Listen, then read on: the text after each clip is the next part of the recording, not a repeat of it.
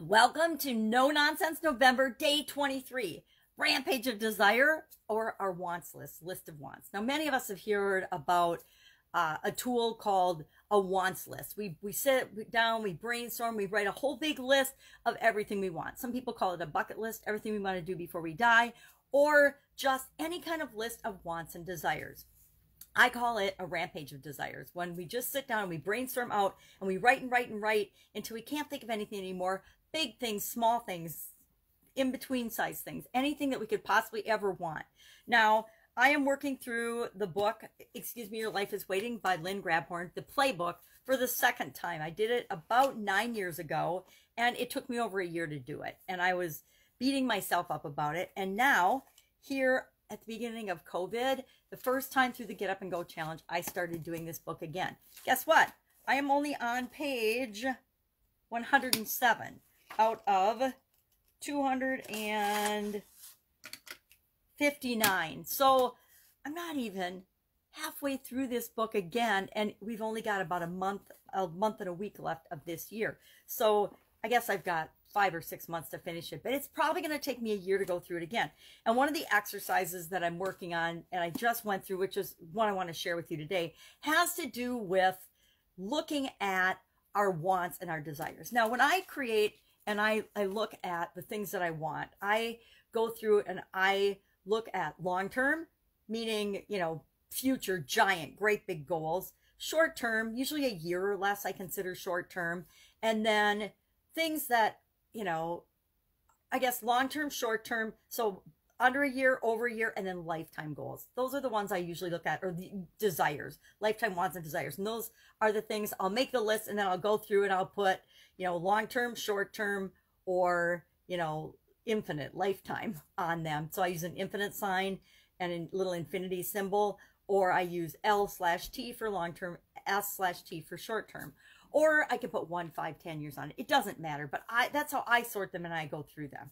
Well, in the playbook, I had forgotten about this way of doing it, but what Lynn recommends you do is make and sort and create a list of wants under 3 categories, 3 headings. Things that you really, really want. You really, really want, and then we're gonna analyze those. But first, we're just gonna do a list of, let's say, 5 to 10 things that you really, really want. I would consider those my lifetime things, but it's up to you to decide and define them. But stuff that you really, really want. Maybe you really, really want a new car, or you really, really want a life partner, or you really, really want to improve your relationship, or you really, really want a new job or something. But what are 5 to 10 things that you really, really want? Write those down.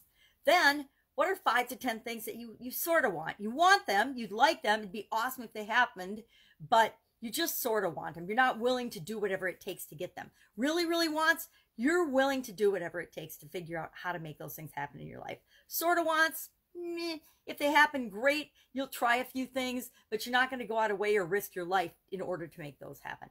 And then the third category she recommends are you just passing thoughts, things that you see and you're like, oh man, I would like that sweater, or I would like that vehicle, or I would like to have that person's lifestyle. Just passing thoughts. I would like to win the lottery. That is just a passing thought to me. So make those 3 lists. And then what she has us do is go through and on a scale of 1 to 5, rate each of these things on the list. So you'll have either, 15 to 30 things on your list initially, because we want to just do a quick and dirty version of this exercise, because it'll show us a lot in just a short version.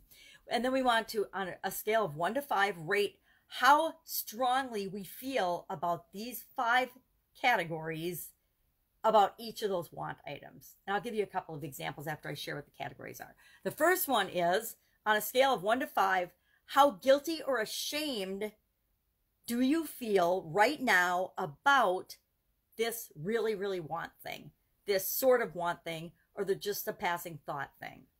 Then the second one is unethical or sinful. How, on a scale of 1 to 10, 1 being not sinful at all, to 5 being unethical and sinful as you can imagine, how do you rate each of your wants on, at first, guilty or ashamed that you feel that way? Again, 1 would be not guilty or ashamed. 5 would be super guilty or ashamed. Unethical and sinful is the second category. So 1 would be not unethical at all, or 5 would be super sinful, super unethical. That's how you think of this particular want or desire. The third category is on a scale of 1 to 5. How do you rate your feelings of unworthiness or not deserving, undeserving with respect to this particular want or desire? And then the fourth category is, are you discouraged? On a scale of 1 to 5, are you feeling discouraged about this? Is it something that you've wanted for your entire life, but you feel like you've made little or no progress toward it? Then you'd be on a higher level of discouragement, closer to 5. If you're not discouraged at all because you haven't even tried or gone for it, then maybe it's only a 1 or a 2. And then the fifth category, the fifth thing to assess each of these wants with is you're feeling from a scale of 1 to 5 of how excited, how truly excited are you about the thing on your want list.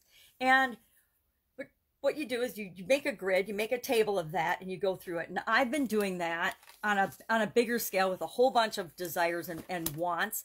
And for this example, I'm going to share a couple of examples with you. I just pulled 4 things off of that wants list in the different categories so that I could give you an example of how I rated these things and some of the things it might tell me or show me about myself. Because we want to do that, and then we want to look at it and say, okay, what do I see for patterns? What is this telling me about myself?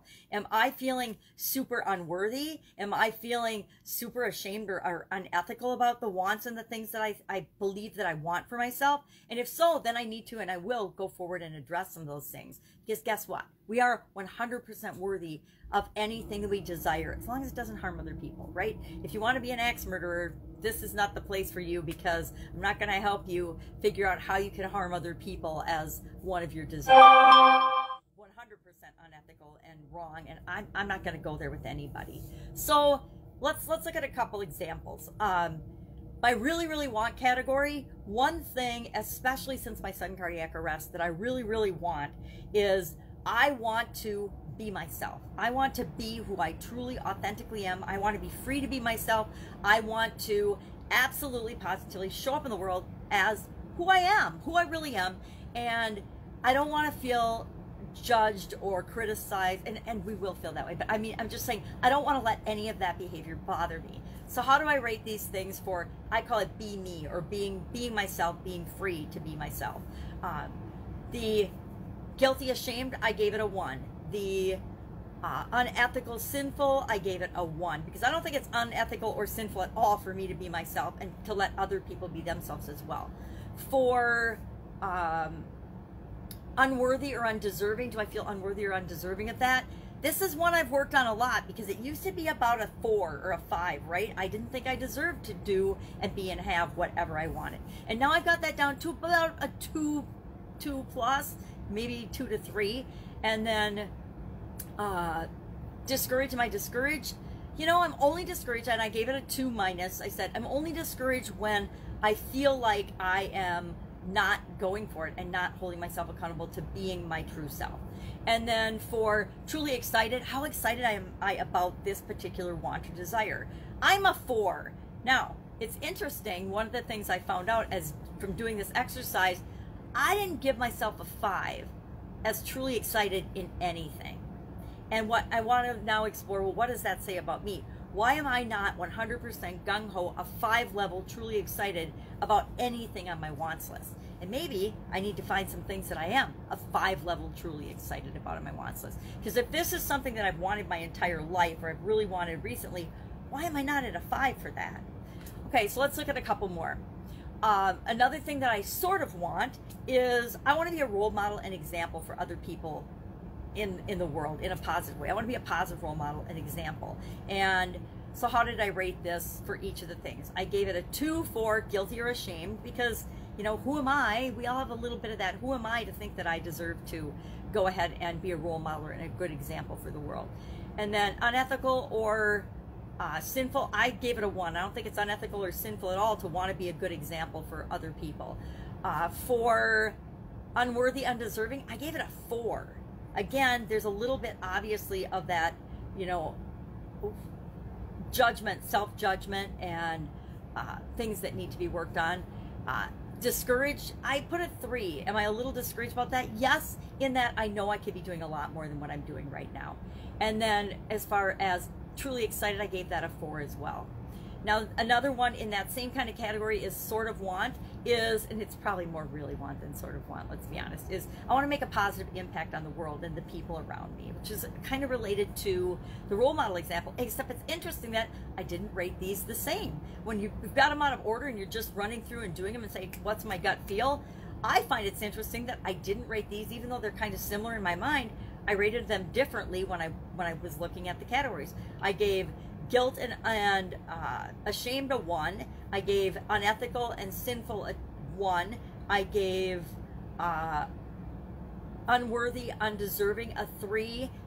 Discouraged a 3. And truly excited a 4. So some things were the same, but some things were different. And I want to explore, well, why were they different? Why would I think of this differently than the other? Maybe, and I want to explore that and look into that. Now, for a just passing thought, I put win the lottery. And I actually didn't have this on my list, but I made it up for today. So if I wanted to win the lottery, what would be my guilty or ashamed level? And I gave it a 4 because for some reason I think that I shouldn't obviously win the lottery because it's just such a long shot, or whatever else. I gave it a 4 in terms of feelings of guilt or shame. As far as unethical or sinful, I gave it a 3. Well, now, the lottery is legal, right? People are paying into it. People are doing it. So me thinking it feels unethical and sinful has something to do differently with what a lot of people in society obviously view the lottery as. For win the lottery, unworthiness and undeserving, I gave myself a 4. I obviously don't think I deserve to win the lottery. And then for discouraged, I put a 4, but here's the really funny thing about that. I'm not really discouraged at all because I don't even buy a lottery ticket. So that should probably be a 1, but I gave it a 4. So I want to explore, why would I give that a 4, that I'm discouraged by that? Because I've played the lottery before and I haven't won? Well, so have hundreds of millions of other people. And then finally, truly excited, I put a 2, only because how cool would it be if you actually won the lottery? That would be exciting, but I'm obviously not committed to it, and it's a just passing thought because I don't even ever buy lottery tickets. I don't even know how many lottery tickets I bought in my life, but definitely not enough to ever think that I should statistically win a lottery.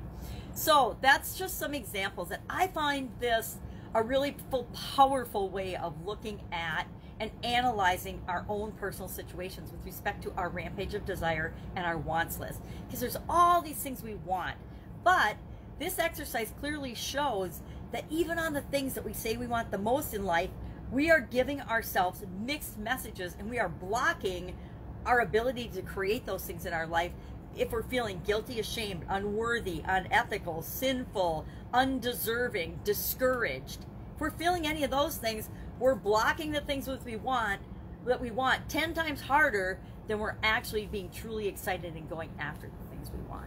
So curious if you run through this particular exercise, what you learn about yourself as well. I'm still working through it. I think I've been working on it for a couple of days now as I'm going through the playbook. It's one of those books that I guarantee it'll change your life. If you were to actually get it and go through it and make yourself do the exercises, not cheat yourself, it is a book that will change your life. It's changed my life once before, and this time through, I'm sure it'll change my life again as well. So that's our lesson for today. That's our no-nonsense tool for the day. And it's just the list of wants and the rampage of desires.